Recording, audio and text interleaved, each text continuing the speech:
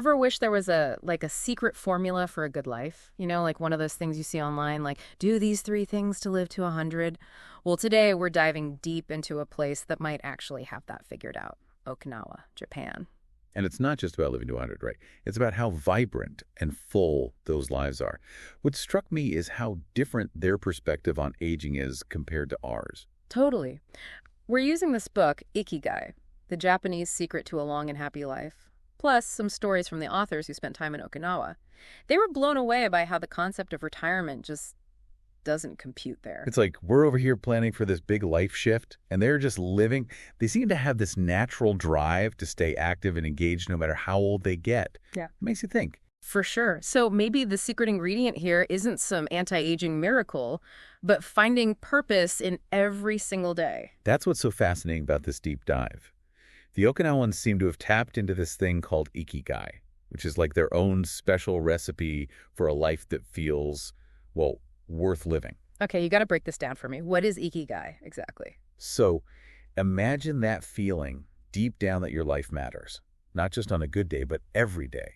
That's the heart of Ikigai. It's like figuring out what makes you jump out of bed in the morning, excited for the day ahead. So it's bigger than just being happy, right? It's more like feeling truly alive in everything you do. You nailed it. The book talks about finding that sweet spot where your passions, your skills, what the world needs, and what you can get paid for all come together. Wow. Now that's really interesting. Reminds me a bit of Viktor Frankl's work on logotherapy.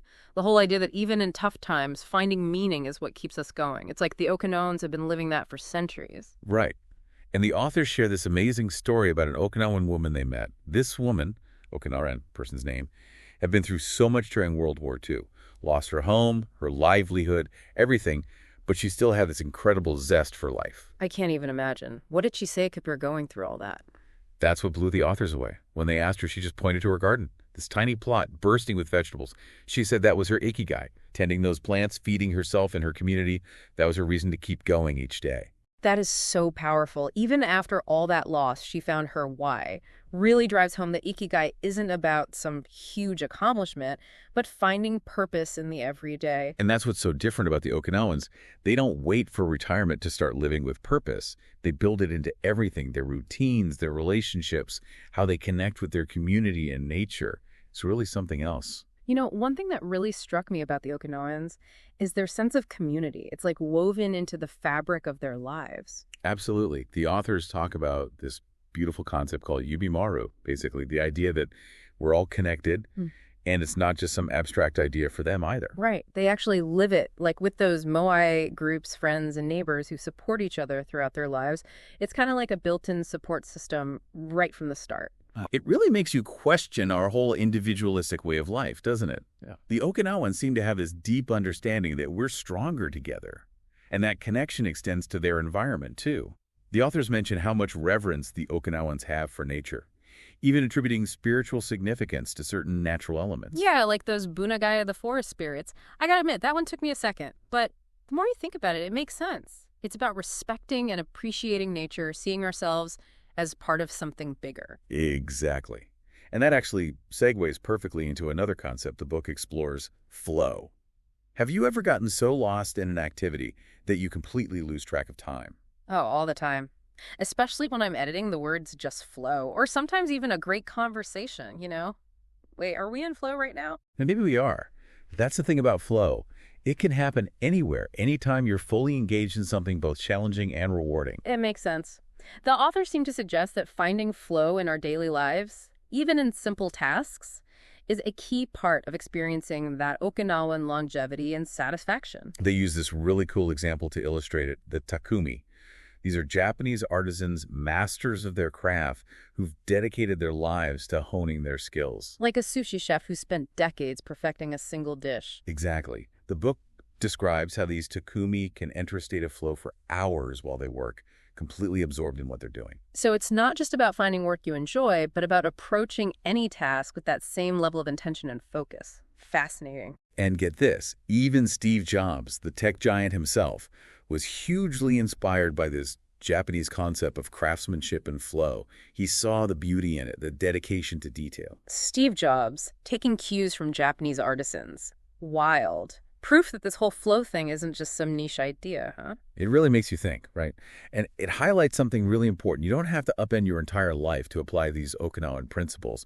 It's about those small, everyday shifts. So how do we actually do that? How do we take this Ikigai thing from concept to reality? What's the first step? Well, one of the biggest takeaways for me was how differently they view retirement. They don't see it as this hard stop, but more like finding new passions to pursue, no matter your age. Right. Like retirement isn't the finish line. It's just a new leg of the race. Exactly. And it's not always about some huge career change either. It could be anything, a hobby, volunteering, mentoring someone, anything that lights you up. Like finding your version of tending that garden. Yeah. What else can we learn from the Okinawans?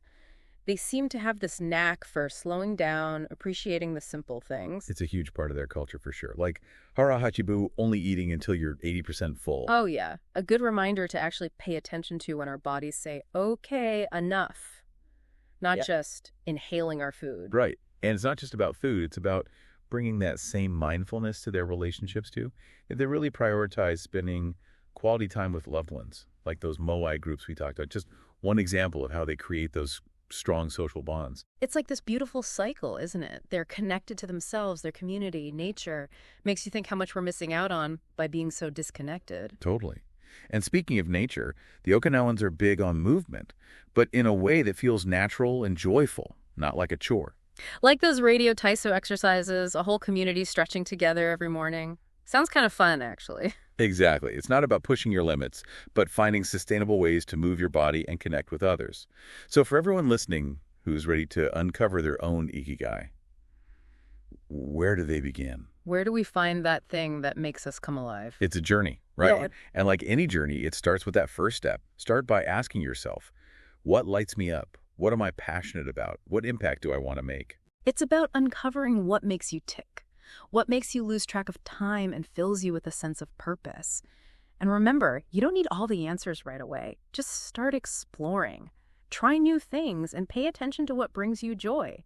That's where you'll find it. Couldn't have said it better myself. Well, this deep dive has been incredible.